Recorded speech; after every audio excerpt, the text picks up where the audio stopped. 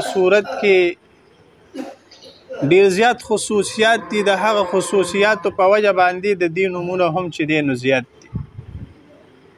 دې ته سورۃ فاتحه هم ویل کېږي. سورۃ فاتحه ورته ځکه ویل کېږي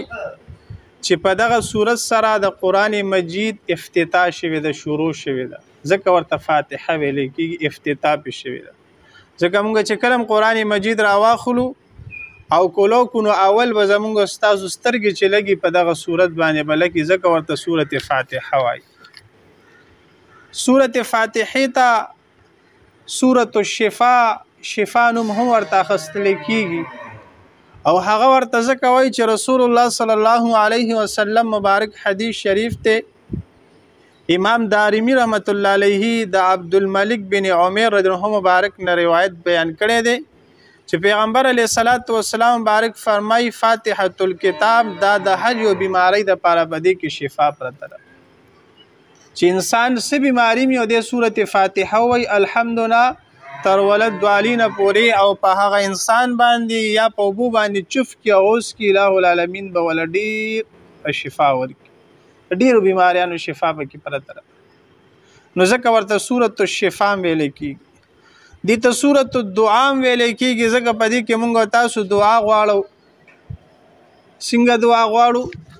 مونږ وایو اهدنا الصراط المستقیم صراط الذین انعمت علیهم، او خای مونږ ته نیغه لاره د هغه خلکو لاره چې هغې باندې تا انعام کړی دی او مونږ د غضب کړی شو د ګمراهانو نه مونږ وساتې. نو دې کې دعا موجود ده. نو د دې دعا په وجه باندې دې ته سورۃ الدعاء هم ویل کېږي. او په دې کې مونږ تاسو وړاندې د الہ العالمین حمد بیان کو، صفات تعریفات بیان کو او بیا په اخره کې مونږ راشو د الہ العالمین نه دعا غواړو پکې اهدنا الصراط المستقیم مونږ ته لارو ښایي نیغه. نو علما فرمایي چې طریقې کار دا دی چې کله انسان د الله جل شانه نه دعا غواړي نو الہ العالمین مونږ ته د هغې طریقه هم ښودلې ده. د هغې نه مخکې به د الہ العالمین حمد او ثنا به وایي. نو مونږ وایو که نه الحمد ټول ثنا او صفت لله الله دپاره دی رب العالمین چې پالونکی د مخلوقاتو دی، مالک یوم الدین یعنی د ورځې د آخرت مالک هم دی. نو مونږ لومبیا د الہ العالمین تعریفات بیان کو، بیا ورته الہ العالمین مونږ ته نیغه لارو ښایي، بیا ترنه دعا وغواړو. نو طریقه هم دا ده که مونږ چاته لاړم شو نو لومبیا ورته وایو یاره ته هم ډېر ښه سړی یې، والد صاحب هم ډېر ښه سړی یې، لومبیا د هغه تعریف وکړو بیا ترنه یو څیز غواړو. نو دغه رنګې د الہ العالمین تعریف په لومبیا مونږ تاسو کوو، بیا به ترنه دعا غواړو. د الہ العالمین عبادت به کوو لومبیا، بیا به ترنه دعا غواړو. د الہ العالمین په دغه صورت کې مونږ تاسو ته طریقه ښودلې ده. الحمد د دې صورت دومره فضیلت ته پیغمبر علیه الصلاۃ والسلام مبارک حدیث شریف ته تفسیر بیضاوی کې علامه بیضاوی رحمت الله علیه نقل کړی دی. و یو معصوم او جمعه تراغو او قرآن مجید راواخستلو او وی ویل چې الحمد لله رب العالمین الرحمن الرحیم مالک یوم الدین. وی کله چې دغه صورت ولستلو نو دغه معصوم د داسې قوم نه و چې د دې ټول قوم ته الہ العالمین سزا سنو کړې وه چې دا جهنم کې به دوی سوځېږي. دوی سزا یافته و، دوی ته په قبرونو کې سزاګانې میلادوېدلې. خو چې کله د دې قوم دا معصوم راغو دغه قرآن مجید کولو کو دغه صورت یې څنګه لوستل شروع کړل، د الہ العالمین هغه غیرت چې دی هغه ډېر حاوي شو او فرشتو ته وایي چې ای فرشتو لال شئ او دغه معصوم د قرآن مجید دغه صورت تلاوت کړو. د دې په وجه باندې د ده چې څومره قوم دی د هغه نه تر 40 کالو پورې عذاب پورته کوي. یعنی په دغه صورت معصوم ولوستلو او دومره برکت دی چې معصوم ته خو ثواب میلاو شو، خو د قوم چې کم مشران تیر شوي دي هغې باندې عذاب و. نو الہ ورته فرمیل د دوی نه 40 کالو پورې عذاب پورته کوي. الہ دې مونږ تاسو ټول مشران کشران کم وفات شوي دي د دې په لوستلو باندې الہ العالمین هغې ته مغفرت او مونږ ته مغفرت نصیب کړي. فضایل خو یې ډېر دي خو چونکې مونږ اکثر لا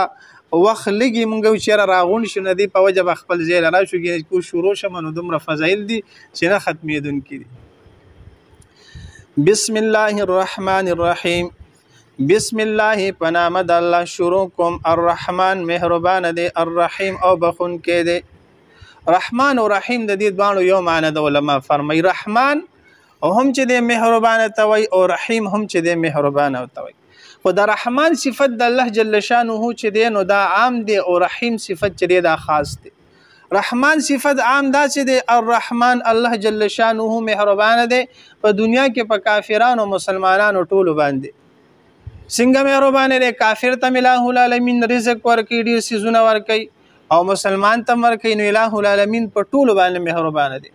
الرحیم مهربانه دی خاص مهربانه دی څنګه خاص مهربانه دی صرف په مسلمانانو باندې مهربانه دی هغه ورځ قیامت چې الله العالمین به مسلمانان ټول وبخي نو د دې لپاره مونږه علما چې کله ترجمه کوي نو هغه ترجمه کوي الرحمن مهربانه دی الرحیم او بخون کې دی الان کې معنی یو ده نو مونږ به وایو چې الرحیم مونږ بخون کې وایو نو دې کې سره مسلمانان نغل کافران خو الله پاک نه بخي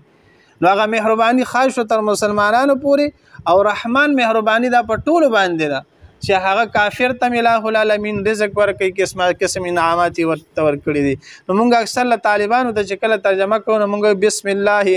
پنامه د الله شروع کوم الرحمن عام مهربانه دی الرحیم او خاص مهربانه دی نو غي په دې باندې فيږي چې عام مهرباني څنګه او خاص څنګه او چې کله عوام ته ترجمه شي دا غي د پوهې د پاره چې د زر پیشي نو الرحمن مهربانه دی الرحیم او بخون کې دی نو موږ ته الریډي پته لګی چې دا بخنه او کافر ته نه کیږي مسلمان ته کیږي الحمد ټول ثنا او صفت لله الله د پاره دی ټول ثنا او صفت ټول تعریفونه د الله جل شانه د پاره دی نو دا څنګه د الله جل شانه د پاره دی زمونږ د ترجمه چې کوم استاد په اوله درجه کې هغه موږ ته ډېر خسته طریقې سره په دې باندې پوښ کړیو چې څنګه الله جل شانه د پاره ټول تعریفات دي وای د دې مقصد دا لري که زوی مګوره د جمعه څومره خسته جوړ شوی دی نو دا ما تعریف د چاو کو دا جمعه چې چا جوړ کړی دی خو حقیقت کې دا تعریف د الله جل شانه دی که ګلکار خکار کړی دی د ته دا خو دغه چې دی دا ورته الله العالمین دغه ذهن ور کړو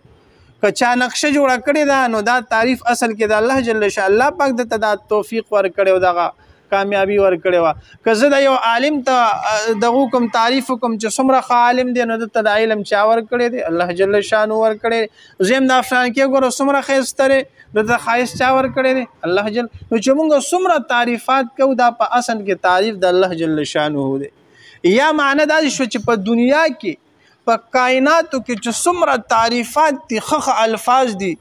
نو هغه ټول د الله جل شانه د پاره دي لکه یو انسان به هغه کې به لس تعریفونه بلکې به 15 بلکې به 15 بلکې به شل تعریفات دي خو څومره تعریفات چې دي دغه ټول چې دي د الله جل شانه د پاره دي بلکې چې زموږ په علم کې څومره دي نو دا د الله جل شانه د تعریف د پاره ډیر کم دي دا یو ذرم نه ده کم تعریفات چې د الله جل شانه دي هغه صرف هغه ته پته ده رب العالمین پالون کې د مخلوقات دی پالون کې د مخلوقات مونږ تاسو د خپل بچو پرورش کو پالنه کو دا ګرمۍ نه بچ کو د یخنۍ نه بچ کو ورته رزق کړو جامه کپڑا ارس نو مونږ تاسو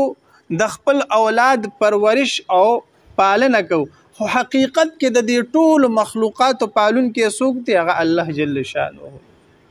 الہ العالمین د دې ټول پالن او پرورش کوي پرورو ماشوم شي هغه د پر الله جل شانه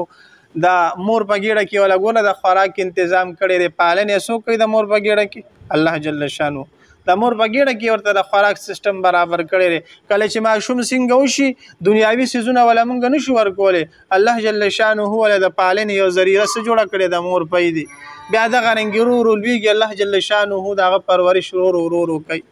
نو حقيقي پالون کې زمونږ استاسو د ټولو مخلوقات چې دی هغه الله جل شانه الرحمن مهربان دی الرحیم او بخون کې دی نو رحمان او رحیم چې څنګه په بسم الله کې مونږ ویل چې رحمان صفت